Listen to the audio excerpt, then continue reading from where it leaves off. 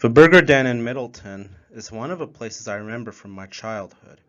It was, as my mom and dad put it, my dad's old stomping grounds. Looking back, it is not much more than an old fast food restaurant with horrible fast food and subpar decor.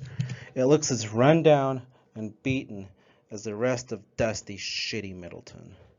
But as the sentimental value of the place remains, the whooshing sound and the advertising solicitations in the front door as you came into the restaurant. The sound of the ancient drive-in microphone in the front.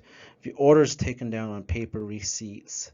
Most of all, I remember all of my dad's old farmer friends, old Jim Dragoo and his elegant wife Romalou, amiable Bill Hargraves, and the crude and womanizing Harold Ford, who I later learned was born in Cambridge and had several heart attacks in my childhood, and who later lived in Boise.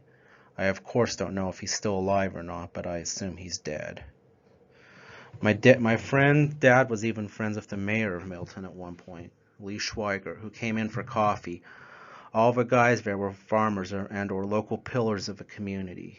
But most of all, I remember the owner of a restaurant, but friendly but very bossy to his employees, Jim Corda. Jim Corda is the guy you see on the right. Jim was descended from Basque sheep herders, and his Basque influence pervaded the restaurant, from the paintings on the walls to the chorizo sandwiches on the menu.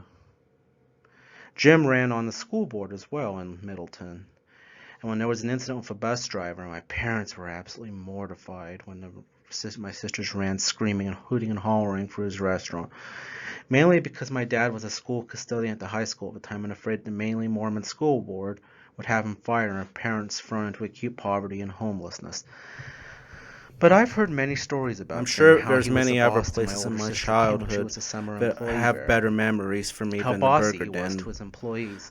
For instance, the Red Apple in Ontario, where my family bought Japanese food. As for the food, but I remember getting donuts. The Burger Den in Middleton on Sunday mornings is one of the places I remember from my childhood. The many days after my dad would get off work with the post office or it was, as my mom and dad put it, and we would go my into dad's old old Burger Den in stomping Milton for my dad's afternoon Looking coffee. back, it is not much more than an old fast food restaurant with horrible fast food. And I mean shitty fast food. Orange juice. And subpar decor. Almost every day after school was a bit it looks as run down and beaten as the rest of dusty, shitty Middleton.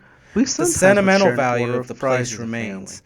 The whooshing sound as you go in the front door of a restaurant, and the advertising solicitations in the front foyer as you went into the place. On Sunday mornings. The sound of the ancient drive-in microphone in the front lobby where they took the orders, and the orders taken down on the paper receipts by the waiters and waitresses. Most of all, I remember all of my dad's old farmer friends, old Jim Dragoo and his elegant wife, Romalou, amiable Bill Hargraves, and the crude and womanizing Harold Ford, who I later learned was born in Cambridge, Idaho, and had several heart attacks in my childhood years, and who later lived in Boise.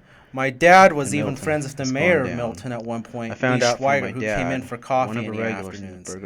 All the guys there were farmers or local pillars of the community. But most of all, I remember the owner of a restaurant, the friendly and one of my dad's old friends, very bossy to his employees, Jim Corda. Jim was descended from Basque sheep herders, and his Basque influence pervaded the restaurant, from the paintings on the walls to the chorizo sandwiches on the menu. Jim ran on